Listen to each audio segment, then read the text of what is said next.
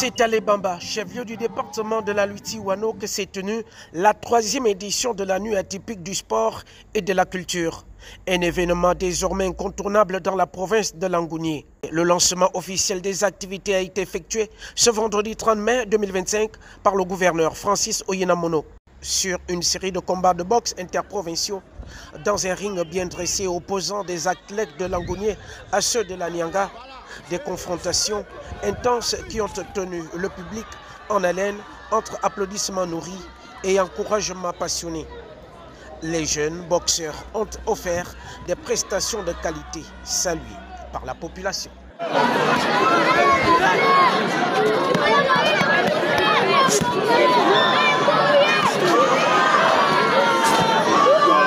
Je suis très content, parfois c'est très difficile, mais là quand même j'ai assuré. Et mon coach doit être aussi fier. Donc là, la boxe c'est un sport difficile, mais il ne faut pas avoir peur. C'est le courage qui guide.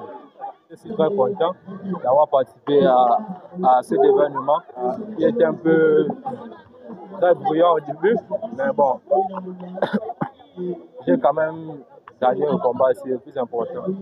Nous avons eu 3 combats qui ont opposé les provinciaux, donc qui se sont soldés par 3 victoires de Langounié.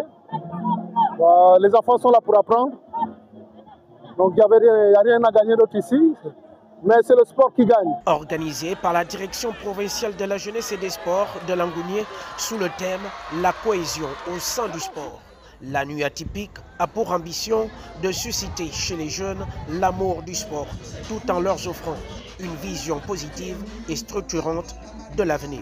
La nuit atypique n'est pas seulement une fête, c'est un espace d'expression, de valorisation des talents locaux, de renforcement de l'unité provinciale et de promotion de la paix.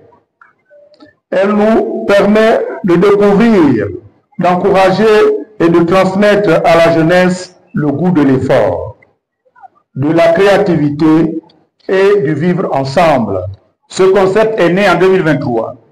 C'est une idée originale de la direction provinciale de la jeunesse et des sports de Langounié et a pour principal objet la promotion et le développement du sport dans la province. C'est un cas de rencontre, d'échange, de partage, de convivialité entre jeunes.